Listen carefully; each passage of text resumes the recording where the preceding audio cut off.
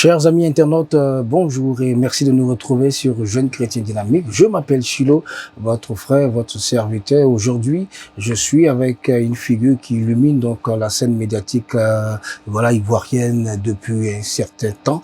Son histoire commence en 2000. Elle est sacrée Miss Côte d'Ivoire. 2000, c'est Miss Linda Dillon. Bonjour Miss. Bonjour. Comment ça va? Je vais bien et vous? Ça va très bien, par la grâce de Dieu. Merci. Alors, votre histoire commence en 2000. Vous êtes Miss Côte d'Ivoire.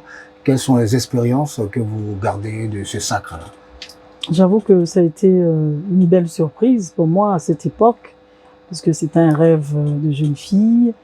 Et quand je me suis retrouvée sur le podium, me faire élire devant tous les téléspectateurs, ma famille, c'était vraiment l'émotion.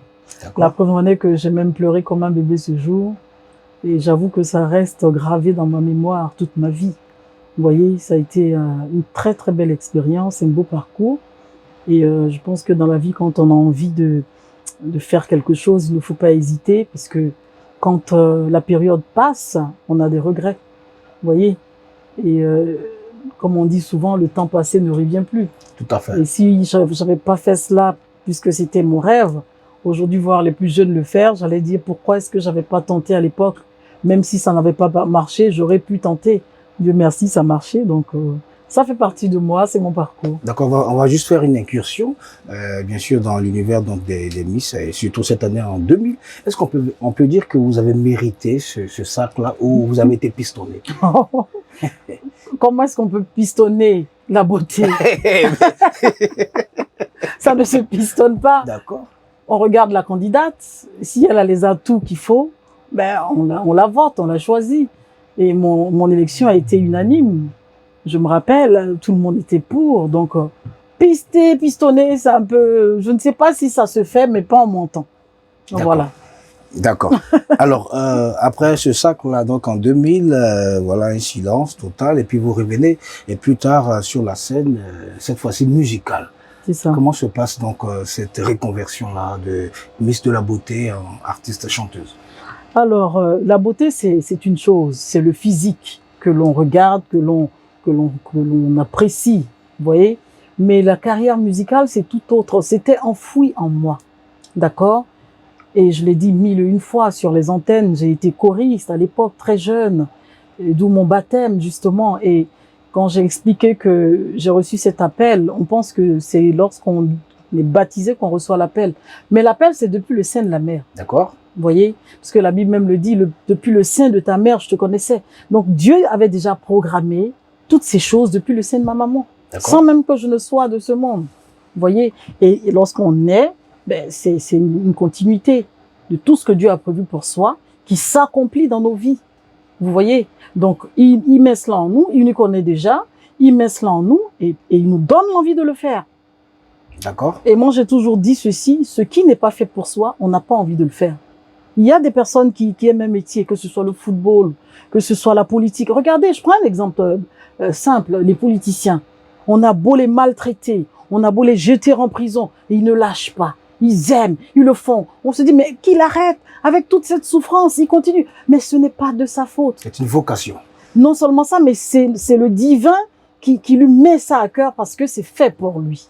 D'accord. Vous voyez, donc quand quelque chose est fait pour soi, on a cet amour, on ne comprend pas, mais on a cet amour de la chose. Donc c'est comme ça que la carrière était enfouie en moi, musicale était enfouie en moi, et quand j'ai concouru, j'ai été sacrée, et après les choses se sont enchaînées d'elles-mêmes. D'accord, donc vous apparaissez donc sur la scène musicale avec une chanson, voilà, qui a fait parler d'elle. Mais vous chantiez à l'époque profane. Bon, on le dit, mais moi, comme je l'ai toujours dit, c'est la musique urbaine, effectivement. Quand on fait son entrée dans le showbiz, on a forcément envie de toucher des sujets, des faits de société. Et pour pouvoir, comment dirais-je, permettre à tout un chacun de se retrouver dans ce qu'on fait.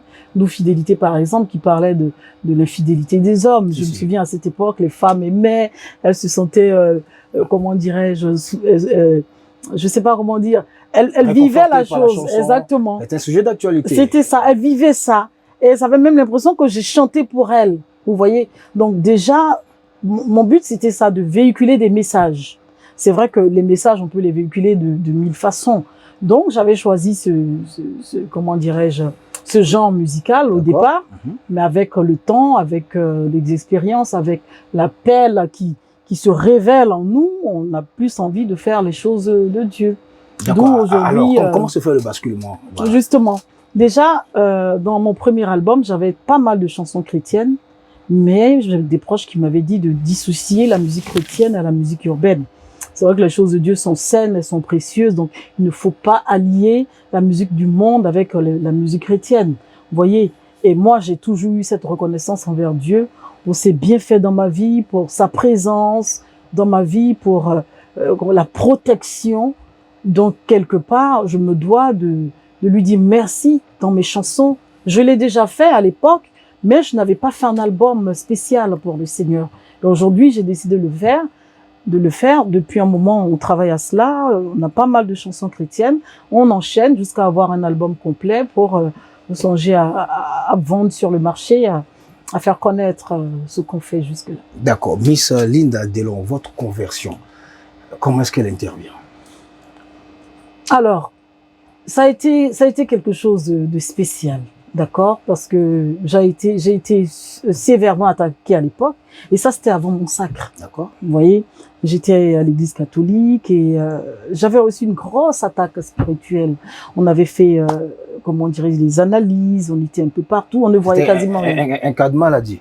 Oui, mais on ne voyait rien. Vous vous rendez compte, on fait tous les bilans, mais on ne voit rien.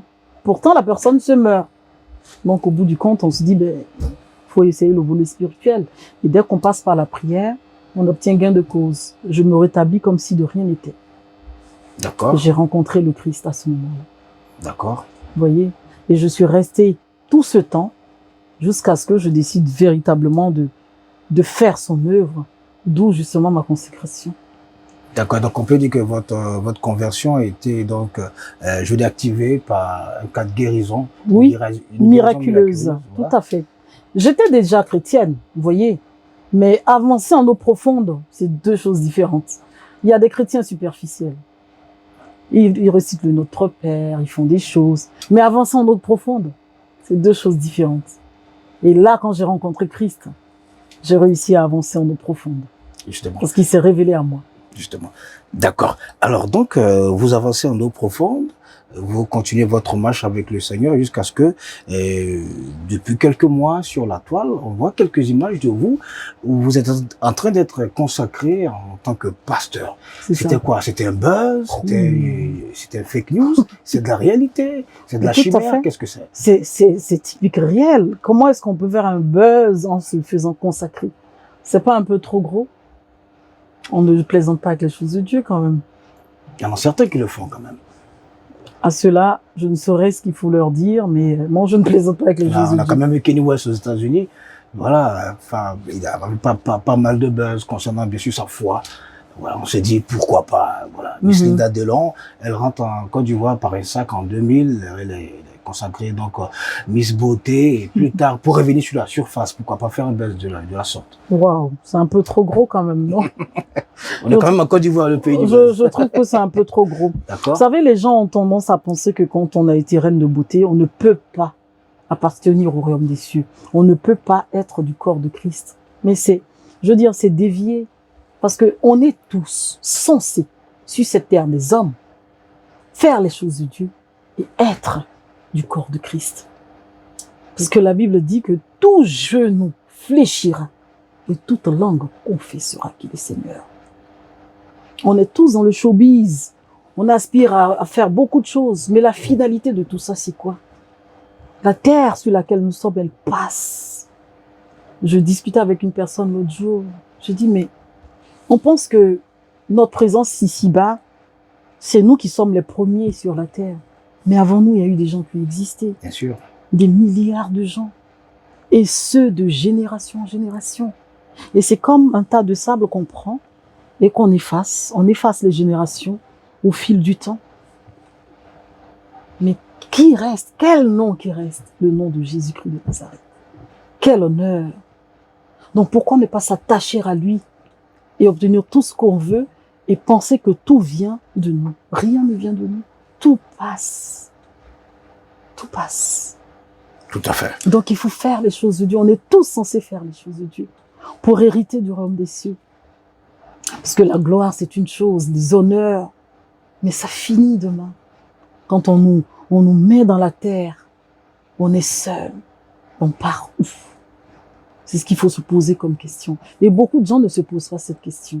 Ils sont ici-bas, ils ont tout à leur portée, ils ont tout ce qu'ils veulent, pour eux ça s'arrête là. Mais non, il y a une continuité. Mais c'est où? Il faut se poser la question. Et quand on comprend cela, on est lucide. Et on ne peut pas dire que on fait du buzz avec les choses de Dieu. C'est trop gros. Amen. Là, je suis en train de prêcher, là. Bien sûr. Bien sûr. Et là, on va évoquer un autre pan de votre personnalité, parce que vous êtes certes Miss Linda Delon. Je ne sais pas si je dois dire maintenant Pasteur Linda Delon. Bien sûr. Vous avez été Je vous le permets. Vous êtes à la tête d'une communauté. Je vous le permets, oui. Assistante pasteur. Comment ça se passe? Alors, je suis censée être à la tête. Vous voyez, j'avais même commencé mes prêches et tout ça. Mais en ce moment, je suis en vacances. On n'est pas en vacances avec les choses de Dieu, mais j'ai ma fille qui est en vacances, donc je suis à ses côtés. Je compte me déplacer un peu avec elle pour pouvoir lui permettre de profiter de ses vacances. Mais une chose est sûre, l'œuvre de Dieu, ça continue. C'est en soi, c'est à vie, donc on travaille à cela. Et je prie évidemment pour des personnes qui ont envie de prière, qui ont envie d'assistance, je le fais sans problème. Donc le ministère, il a déjà commencé? Depuis longtemps. D'accord. Alors, est-ce que vous avez un témoignage à nous partager, un témoignage assez poignant, à partager avec l'ensemble des téléspectateurs et également aussi des internautes qui nous regardent? Oh, vous savez, les témoignages, j'en ai beaucoup. J'en ai énormément. Mais qu'est-ce que je peux dire? C'est pas très évident pour moi de dire vraiment, d'entrer dans les profondeurs des choses, pour ne pas que ça me colle à la peau demain. D'accord. Mais je vais plutôt exhorter. Voilà, je vais exhorter tout un chacun de savoir que on n'est pas seul sur cette terre. On peut vivre des difficultés, des situations, mais il faut se dire qu'on n'est pas seul. On a forcément un ange qui veille autour de nous, qui veille pour soi. Et Dieu a un œil sur tout un chacun de nous. Il faut se le dire. Il ne faut pas se décourager.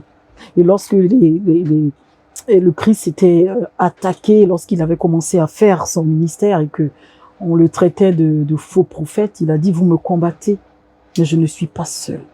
Donc il faut comprendre que quand on est combattu, on se sent, comment dirais-je, abandonné, on réalise que les gens sont trop sur nous, il faut se dire qu'on n'est pas seul.